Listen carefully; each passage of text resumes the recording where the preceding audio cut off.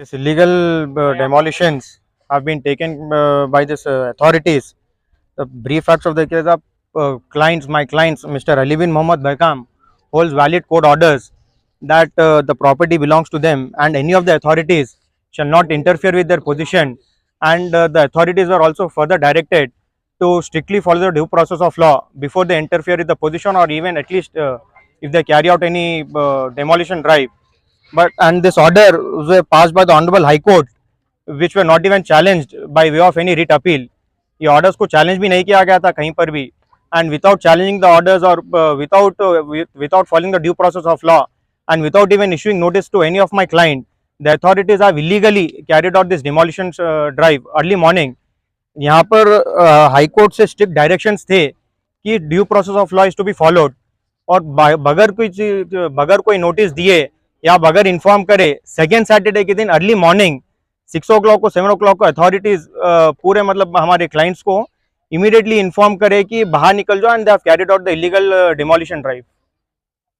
ये ऑर्डर को कहीं पर चैलेंज भी नहीं किया गया था, which means that the orders are still valid even on date. Second Saturday के दिन ये इलीगल डिमोलिशंस किए गए हैं. ये सालों से हमारे क्लाइंट्स पोजीशन होल्ड कर रहे हैं, सालों से हमारे क्लाइंट्स का ही पोजीशन है, ये टाइटल भी इन्हीं का है.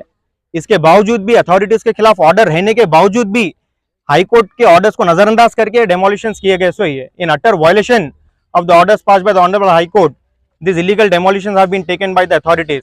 अथॉरिटीज का काम है to safeguard the interest of the public, but इन लोगों इनका इलीगल तरीके से ये डेमोलिशंस किए गए. सो ये सुबह सुबह without even issuing any notice.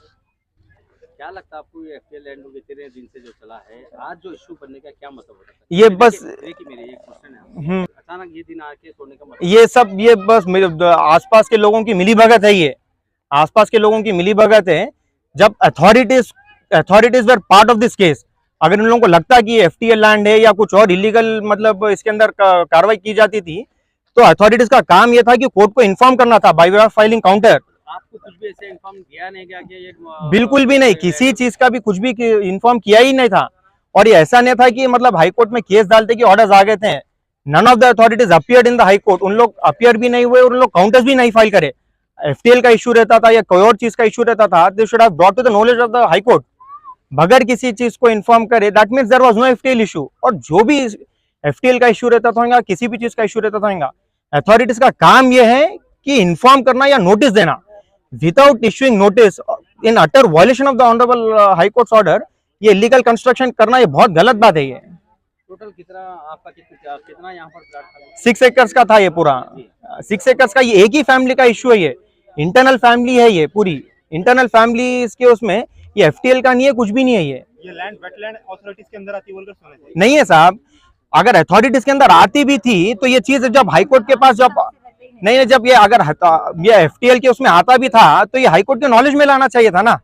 Irrigation department ये रिट पिटीशन में पार्टी है, एचएमडीए रिट पिटीशन में पार्टी है, म्युनिसिपल अथॉरिटीज पार्टी है, पुलिस वाले पार्टी है. तो ये कोई भी अथॉरिटी हाईकोर्ट के नॉलेज में क्यों नहीं लेके आई कि अगर ये है ना, अगर से एफटीएल में आती थी तो हाईकोर्ट के सामने काउंटर में बताना था ना कि एफटीएल की प्रॉपर्टी है ये. बल्कि ये 2022 में लुबना सरबत के नाम से एक एप्लीकेंट है.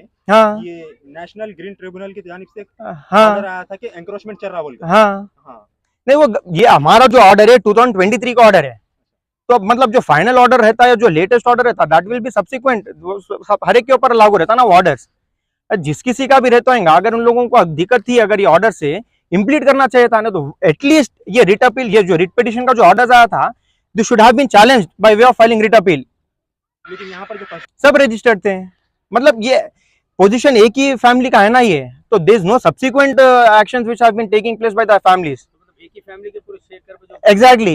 Yes yes yes. इसमें कोई प्लाटिंग नहीं करेगा? नहीं. दिस प्लॉटिंग किसी भी चीज की नहीं हुई. ये सेम फैमिली एग्जिस्ट करती हुई है.